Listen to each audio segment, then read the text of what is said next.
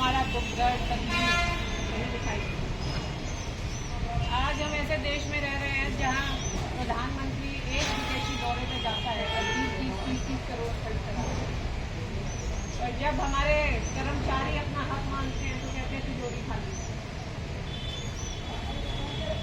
हमने 200 साल अंग्रेजों की गुलामी की, फिर संघर्ष किया तो आज़ादी मिली। 60-70 साल हम आज़ाद रहे, पर अब दोबारा हम गुलामी के रास्ते पे चल रहे हैं। पहले अंग्रेजों के गुलाम थे, अब 2-4 बड़े बड़े पूंजीपति हैं, उनके गुलाम बनते जा रहे हैं। चाहे हमारे एयरपोर्ट हो, चाहे रेलवे स्टेशन हो। पहले लोग बताया करते कि धीरे धीरे पूरे देश को अडानी अंबानी को बेच देंगे, हम लोग हंसा करते ऐसा हो सकता है। पर आज देखिए, रेलवे स्टेशन, एयरपोर्ट तो बहुत छोटी चीज़ है। इन्होंने तो बड़े बड़े हमारे जो द्वीप थे, जैसे अंडमान निकोबार, वो तक अडानी को सौंप दिया। सरकार चाहे तो क्या कुछ नहीं कर सकती। एक धर्म से आपको पक्का कर सकती है, पर वो करना नहीं चाहती। क्यों?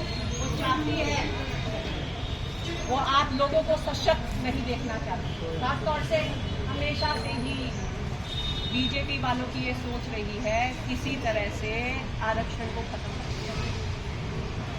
और बिल्कुल ठीक कहा मेरे से पहले वैद साहब ने, और यही कारण है ये कौशल रोजगार जैसी योजना में ना कोई आरक्षण, ना पक्की नौकरी। 8-8, 10-10 साल लोग ठेके पे नहीं नौकरी किस तरह से साइन दस्तखत करवाएंगे 25,000 पे, और कितना मिलता है? किसी को 18, किसी को 20, और वो भी 3-3, 4-4 महीनों के बाद। पहले भी आप लोगों के साथ खुद में खड़े रहे और आगे भी खड़े रहेंगे। जब भी आप लोग याद करोगे, आपकी बहन तैयार रहेगी। मैं तो किसी का दुख दर्द हो, किसी की बेटी का ब्याह हो, जो बुलाता है मैं तो कर सकता हूँ। और इस बार भी अगर इस हल्के में कांग्रेस का विधायक बनता तो आप लोगों की ये दुर्गति आप लोगों की बुलंद आवाज बन के मैं मुख्यमंत्री के पास जाती और उनका हाथ पकड़ के काम करती। और क्या करें, बीजेपी के जो विधायक होते हैं वो खुद ही अपने हथियार घेरे बैठे हैं, आप तो जानते ही। तो भाइयों, एक हथियार है हमारे हाथों में, वो है वोट। आज आपकी सुनवाई क्यों नहीं हो रही? या आपकी जगह कोई और सरकारी कर्मचारी बैठा हो, उनकी सुनवाई क्यों नहीं हो? जैसे इससे पहले कई साल पीटीआई मास्टर बैठे हैं, उनकी किसी की सुनवाई नहीं।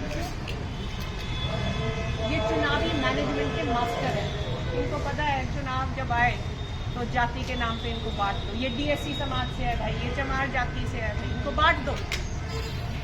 ये एक बांटने का तरीका है।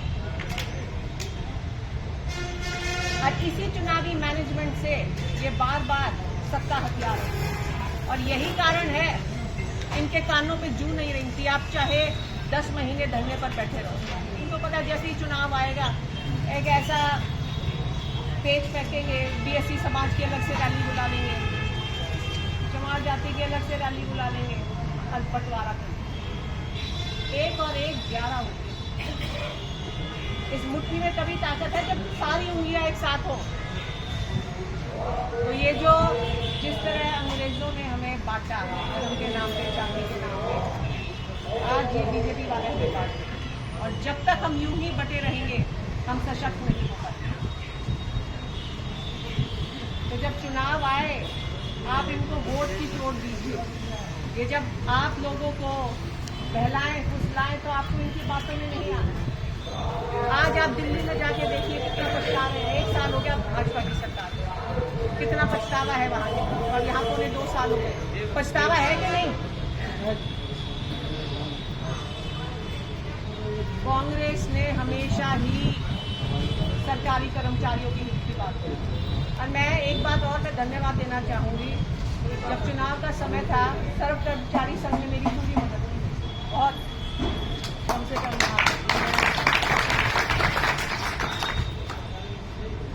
भाइयों, मैं